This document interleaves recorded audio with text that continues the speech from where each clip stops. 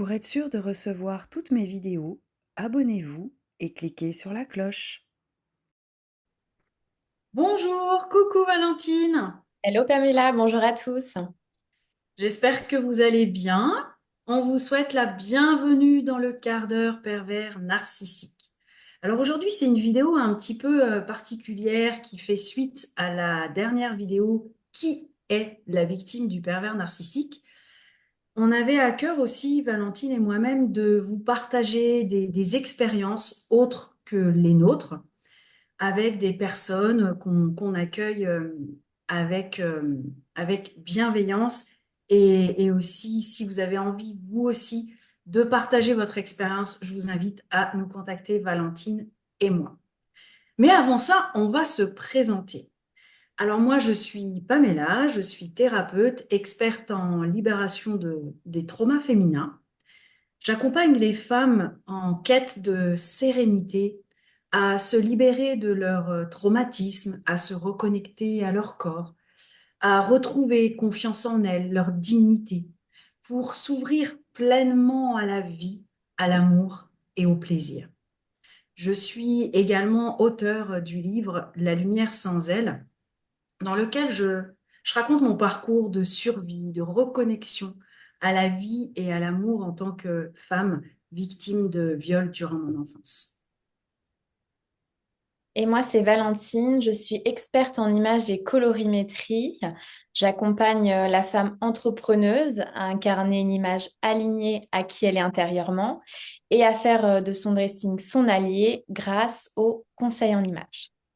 Et aujourd'hui, nous sommes ravis d'accueillir Bénédicte, donc, qui a bien voulu témoigner sur son expérience avec un pervers narcissique.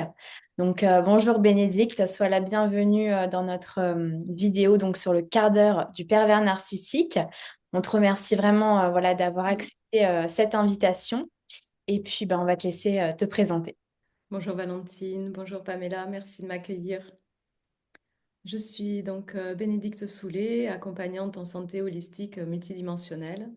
J'accompagne les personnes qui ressentent le vide à l'intérieur de leur être, les personnes qui ont perdu leur repère, qui ont perdu le sens de la vie, qui ne trouvent pas leur place au sein de ce monde, à reconnecter à leur être profond, à reconnecter à leurs valeurs et surtout à l'amour pour enfin s'épanouir pleinement.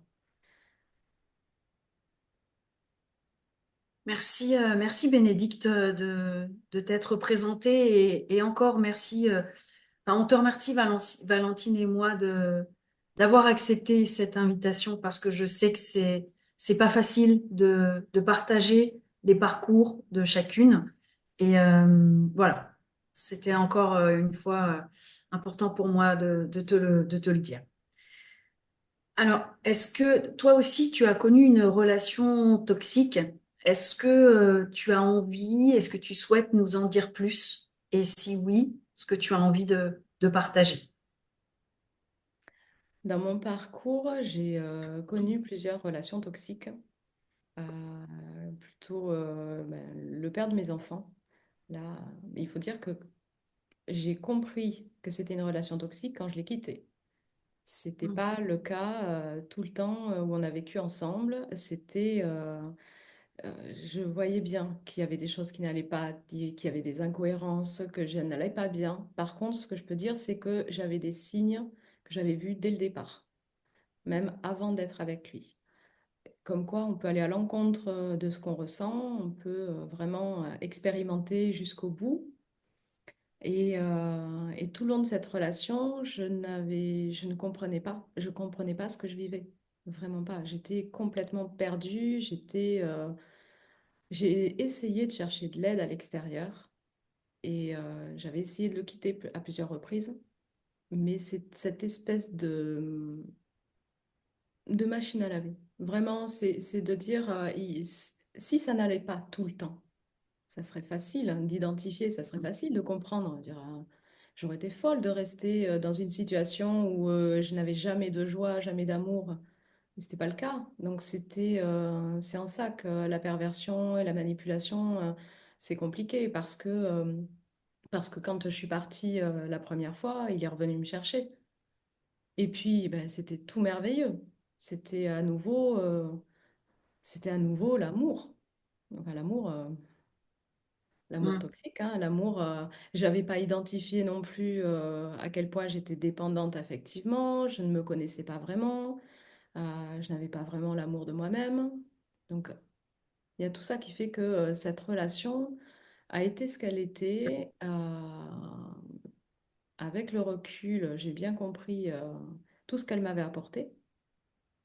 Il y a ça aussi. Mais à vivre, ouais, c'était pas, non, c'était pas la joie. C'était pas la joie. Et à quel moment, toi, tu as compris que tu étais dans une relation toxique? Tu nous as dit que tu as eu plusieurs signes, mais ça a été quoi vraiment l'élément déclencheur? Est-ce que tu as fait des recherches sur Internet, dans des livres? Est-ce que c'est quelqu'un qui t'en a parlé? Mm. Alors, tout le temps où j'étais avec lui, je veux dire les 10 dernières années, j'étais dans un parcours de développement personnel. J'allais dans un centre de sonothérapie magique où vraiment ça m'a amené à des libérations, à des reconnexions moi-même. Donc, je n'avais pas cette notion de toxicité à la maison. Je ne voyais rien. Autant j'étais capable d'identifier chez d'autres couples ou chez des personnes qu'elles avaient des penchants vraiment toxiques. Ça, j'étais capable de l'identifier. Par contre, pas chez moi. D'autant que c'était une relation où bah, il est introverti, hein. Il n'a jamais montré tout son vrai visage à l'extérieur. Euh, Auprès de ses amis, tout le monde me disait, mais tu es avec quelqu'un de merveilleux. C'était le meilleur homme au monde. Et puis lui disait que j'étais la meilleure mère au monde. J'avais toutes les qualités de la terre. Et c'est bizarre, c'est pas ce que je vivais à la maison et c'est pas non plus ce qu'il disait à mes propres amis. C'était pas le même discours. Donc il y a Mm. ce double visage où finalement personne n'avait jamais accès à qui il montrait à la maison. Après, ces accès de violence, si, certains les avaient vus, ces accès de colère, mais ça passait. Ça passait parce que le personnage est tellement gentil, il est tellement le cœur sur la main. Mais tout le monde l'aime. Oh là là, d'être si attentionné. Et serviable. Et puis, donc, je comprenais juste pas cette différence de discours entre ce qu'il me disait et la réalité. Mm. C'est depuis, hein, on entend bien ça, les injonctions paradoxales. Ben moi, c'est ce que je vivais au jour le jour, hein. Toujours entendre un discours, mais la réalité, quand je confrontais à la réalité, c'était pas possible, ça tenait pas la route. Mais le discours était toujours le même. Je veux dire, quand un jour il m'a tenu le discours que l'eau ne mouillait pas, faut l'entendre, hein. Faut l'entendre et ça a duré une demi-heure l'histoire. L'eau ne mouille pas. Et ouais, c'est délirant, c'est délirant. Et j'ai essayé de le convaincre à un moment donné, puis j'ai dit non mais en fait, pourtant il n'est pas fou, cet homme n'est pas fou, mais il me tient un discours complètement fou. Et là, j'ai dit, je le savais, donc j'avais lâché l'affaire. Il y avait ça aussi, d'essayer de convaincre l'autre, d'essayer d'amener l'autre. Ça venait Mm. de moi, hein, d'essayer de le changer. On ne change pas quelqu'un, j'avais pas compris que je ne pouvais pas changer quelqu'un. C'était à moi de changer. Et les fois où j'ai réussi à me sortir de cette situation, sans comprendre la toxicité, j'étais juste dans le fait de me dire, mais en fait, ce que je vis ne me convient pas. Pourquoi je reste là-dedans? Qu'est-ce que je pourrais faire pour changer la donne? Et après, il y a le fait d'avoir les enfants, d'être Mm.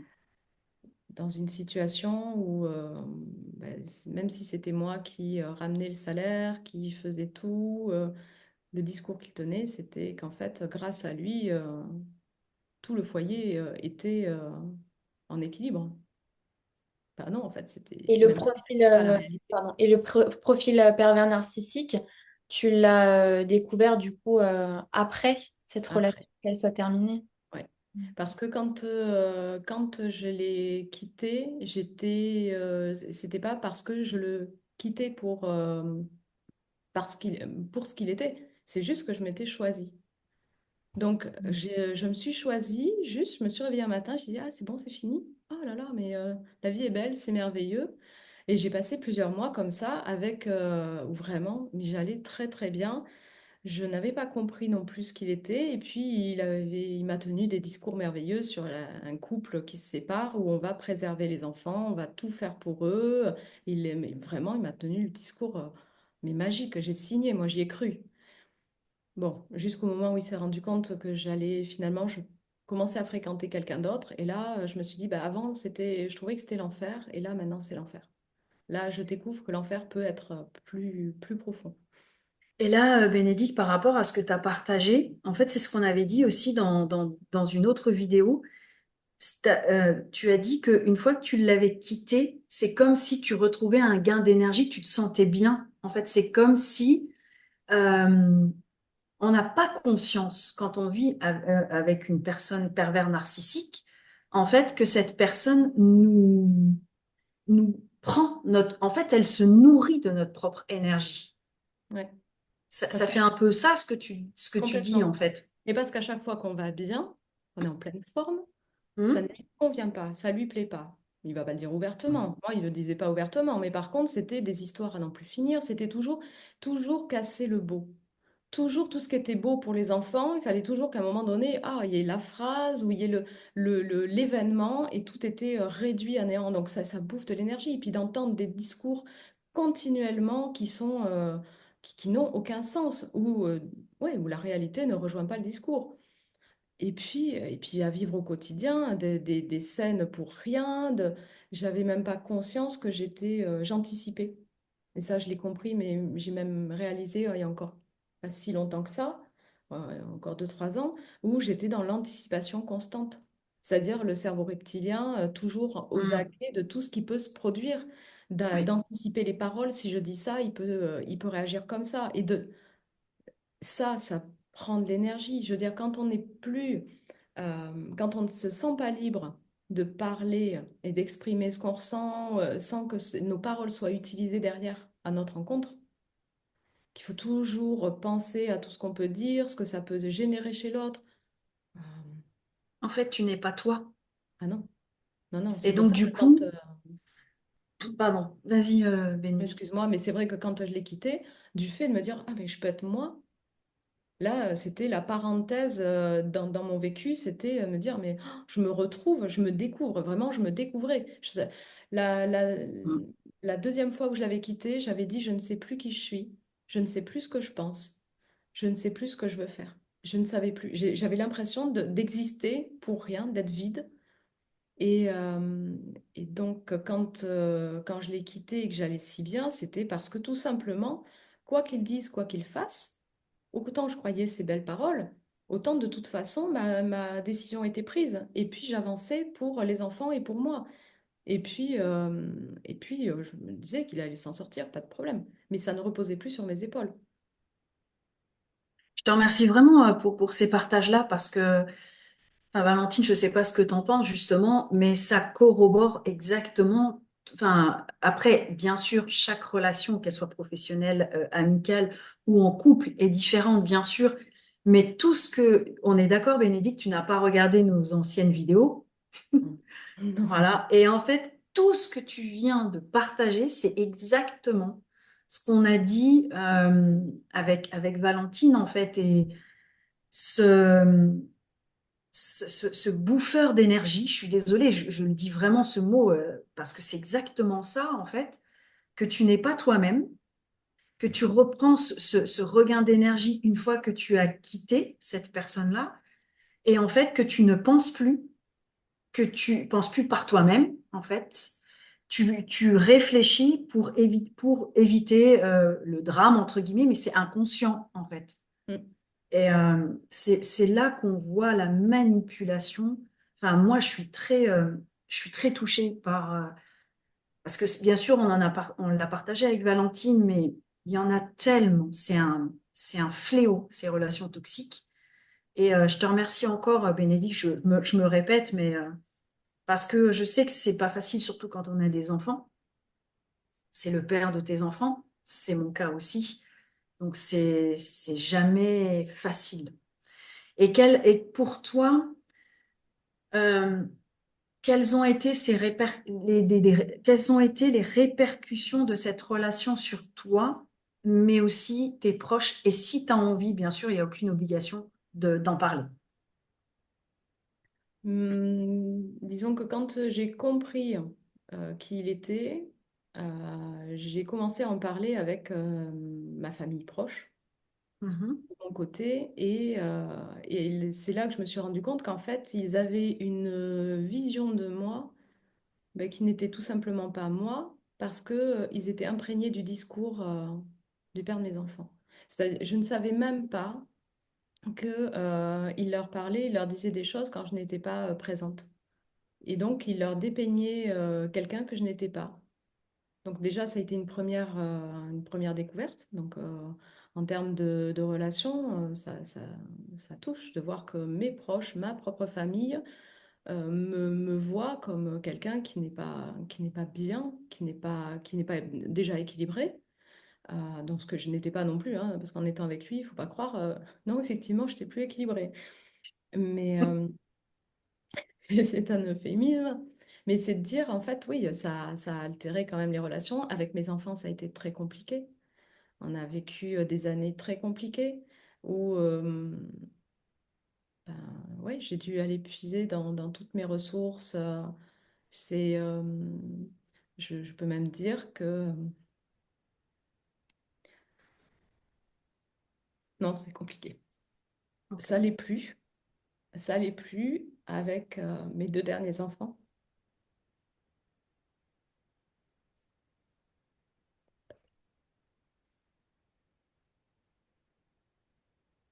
C'est là justement, parce que nos enfants, c'est la chair de notre chair et quand on voit la manipulation jusqu'où elle va, c'est, c'est très touchant quand même. Enfin, ça nous touche au plus profond de nous, nos enfants, en fait. Parce que j'ai dû déjà comprendre tout ce que j'avais vécu, tout l'idéal que j'avais, moi, d'être Mm. mère et de comment je voulais les élever, de ce que je voulais leur apporter. Bah, j'ai dû faire une croix dessus et puis réaliser que je n'avais pas été ça. Donc, faire la paix avec moi Mm. et comprendre que c'est aussi leur chemin de vie. Moi, cette relation, comme je dis, elle m'a beaucoup apporté pour... En fait, il a fallu ça pour que je me découvre. J'aurais pu Mm. aussi arrêter plus tôt. Il y a tout ce chemin de compréhension à travers la souffrance. Tout ça, c'était mon choix. C'est de me dire, là, mon fils aîné a coupé les ponts avec moi. Ça fait quelques années. Et je reste une maman. Mm. Et lui, il est toujours en contact avec son papa?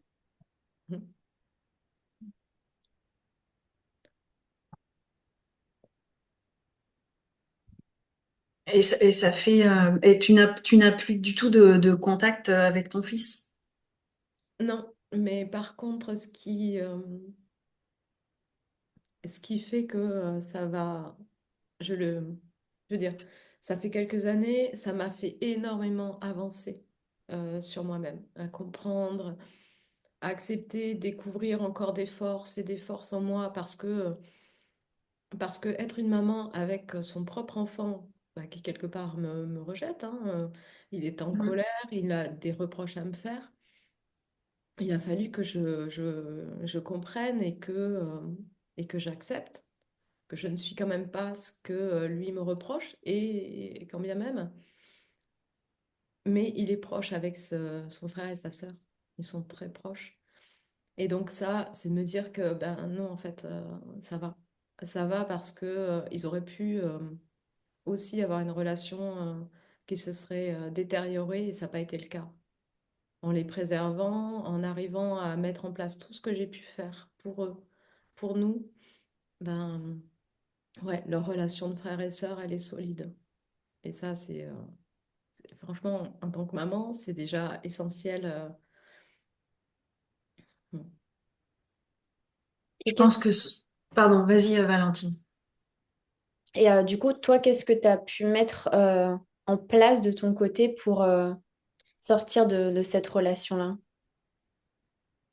Euh, J'ai fait des thérapies, j'ai fait des formations, j'ai décidé d'apprendre à aider les autres, à les accompagner, mais autrement qu'en étant dans le syndrome du sauveur. Il y a déjà ça, hein, sortir de la Mm. victime et sauveur, bourreau. C'était vraiment de comprendre tout ça. Donc tout ce que j'ai mis en place pour moi et pour les enfants, c'était pour nous amener à avancer, aller de l'avant. Donc oui, les thérapies, ça fait pas mal. Et puis par rapport aux enfants, j'avais fait appel au système, assistante sociale, Mm. pour préserver les enfants, l'AEMO. Parce qu'à un moment donné, oui, il faut être réaliste. Les enfants sont vraiment en danger. Il n'y a pas d'autre mot que ça. Même si, effectivement, tous les éducateurs n'ont pas compris parce qu'ils se sont fait manipuler et qu'il faut quand même être réaliste de ce côté-là. Mais même ceux qui se sont fait manipuler, ça permettait quand même une fenêtre, en tout cas un espace, un espace plus léger pour les enfants parce que, il y avait un cadre. Il y avait un cadre légal ouais, qui apportait un peu d'air dans ce qu'on vivait. Et aujourd'hui, Bénédicte, qu'est-ce que tu conseillerais maintenant avec ce recul? Qu'est-ce que tu pourrais conseiller aux femmes qui vivent ou qui sont en train de vivre ou qui ont vécu ce type de relation toxique maintenant avec ce recul? Avec ce recul, j'ai envie de dire déjà la première chose, c'est que quand on a des intuitions, c'est bien de les écouter au lieu de se dire j'y vais quand même. Oui. C'est quand on est dans cette situation, en tout cas celle que j'ai pu vivre, pour s'en sortir, il faut déjà comprendre que non, effectivement, ce n'est pas normal de passer du chaud au froid en permanence. C'est pas Mm. normal de passer 3 jours bien et puis 4 jours, le quatrième, on ne sait pas pourquoi. Et je me disais ça tout le temps. Je me disais, mais qu'est-ce qui fait que quand tout va bien, il a besoin de tout saper? Donc, c'est le fait de plus réfléchir par soi-même, le fait de ne plus de se laisser doucement amener là où on ne voulait pas et qu'à chaque fois, ça demande tellement d'énergie à remettre en question, à essayer de faire comprendre à l'autre, mais que ce qu'il dit, ça, c'est pas possible. Non, on va pas faire ça, ou non, enfin, ça va à l'encontre du bon sens ou de l'équilibre de la famille. Et je veux dire, à partir du moment où on commence à perdre son énergie, ou surtout, on ne se sent plus libre d'être soi-même. Il y a vraiment ça. Le fait de devoir réfléchir. Parce que ça se fait très vite quand même, hein. Il y a des réflexes qui arrivent, qui arrivent rapidement. De dire, tiens, ah, ben ça, j'ai pas dit. Et parce que on se laisse endormir soi-même, parce qu'on se dit, bah oui, ça, je n'y tiens pas. Je veux dire, telle information ou tel comportement, ça lui convient pas. Effectivement, moi, ça me dérange pas. Je peux faire autrement. Lui, il fait ça, ça ne me plaît pas. Je peux faire avec. Ça n'a pas d'incidence. Sauf qu'en fait, à partir du moment où on fait des petits compromis sur des choses qui, pour nous, ne nous paraissent pas importantes, l'autre, à partir du moment où il s'en sert pour gagner du terrain, c'est là où il y a un problème. Et c'est pas juste faire un compromis parce que ah, t'aimes pas la purée, donc je vais faire des pommes de terre en carré. Ah, tu les préfères. Voilà, c'est vraiment des compromis sur des choses un peu plus importantes, mais puis qui sont de plus en plus importantes. Donc Mm. quand on commence à s'effacer soi-même, ça devrait déjà être une alerte. Se dire, c'est Oui. pas un petit détail. Si on est parti de la purée pour arriver à ben en fait, non, tu vas pas en soirée, tu vas pas en boîte parce que tu pourrais. Il y a des hommes, et les hommes, c'est dangereux, ça peut draguer. Je veux dire, quelqu'un qui vous dit, comme moi j'ai pu entendre, c'est du vécu, j'ai confiance en toi, c'est en les autres que je n'ai pas confiance, ça, c'est une phrase bien délirante. Et pourtant je veux dire, ce sont des choses qui alertent, normalement. Ouais, ça c'est vraiment important de parce que de toute façon, entre guillemets, il se trahit. en il se permanence. trahit en permanence, mais en fait, on est tellement dans la manipulation que donc ça, c'est important de, comme tu dis, de se faire confiance, de faire confiance en nos intuitions et aussi de prendre conscience que oui, il y a des choses qui sont pas normales. Enfin, ouais, ça Oui, c'est vraiment important. si je peux ajouter aussi quelque chose, Oui, c'est dis-moi. que Oui, oui, on est imprégné de ce qu'on a vu de nos parents, de comment on a été éduqué. Et puis pour moi, c'était pas pensable de le quitter parce que c'était le père de mes enfants et que je m'étais dit que jusqu'à la fin de ma vie, je serais avec lui. Donc, oui, je m'étais littéralement conditionnée à même accepter et puis à changer petit à petit ce qui n'allait pas, mais à essayer d'améliorer. Euh, je pense que quand on se met en couple, on devrait déjà penser, est-ce que je suis déjà saine avec moi-même? Est-ce que je suis bien équilibrée? Pour que le couple soit un couple de co-création et pas un couple où chacun arrive avec ses bagages et puis ses failles et ses blessures. Et puis, parce que c'est ça, hein, si on vit, de mon point de vue, hein, une relation toxique, on la vit quand on a tellement de failles on est en quête de remplir quelque chose ou bien de... sûr. Donc c'est... Bon, ben, c'est comme ça, hein, je l'ai vécu comme ça, en tout cas. On a toutes, là, on a toutes les vécues, toutes les trois, hein. Et il n'y a pas que nous, hein. Non, Il n'y a pas que nous. c'est vrai. Valentine, est-ce que tu as quelque chose à rajouter?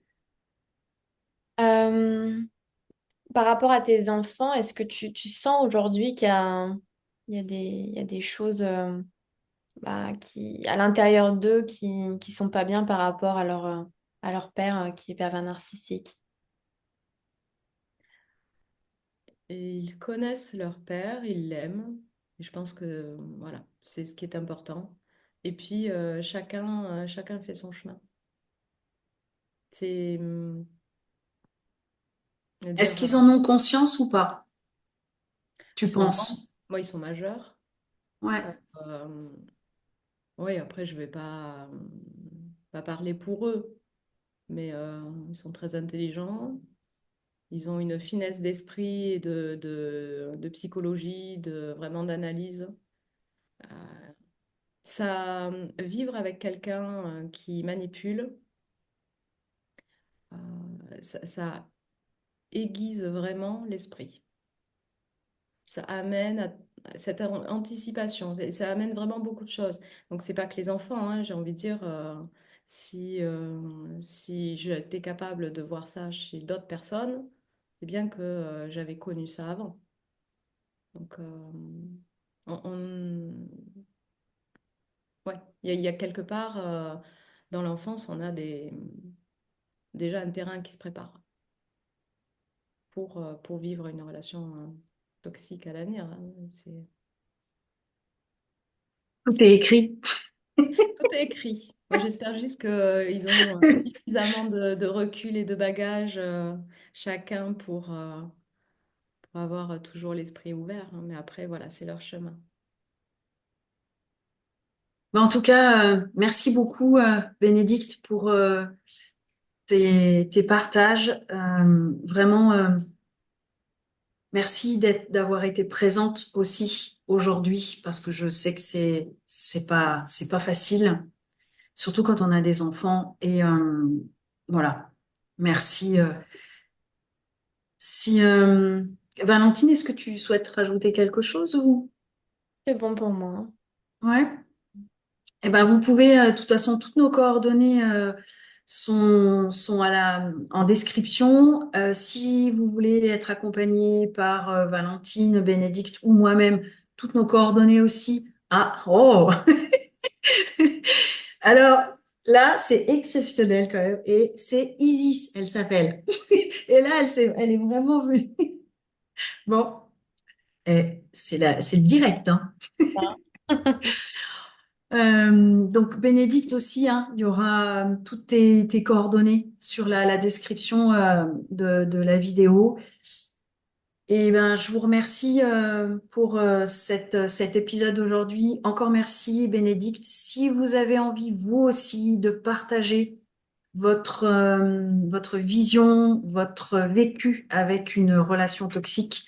C'est avec grand plaisir qu'on vous accueillera parce que je sais que ce n'est pas simple. Déjà, Valentine et moi, on avait du mal à se lancer parce qu'on avait peur des répercussions. D'ailleurs, il pourra en avoir encore. Et merci Bénédicte d'avoir osé. Merci Bénédicte. Je vous souhaite une belle journée et je vous dis à bientôt pour une autre vidéo. À À bientôt!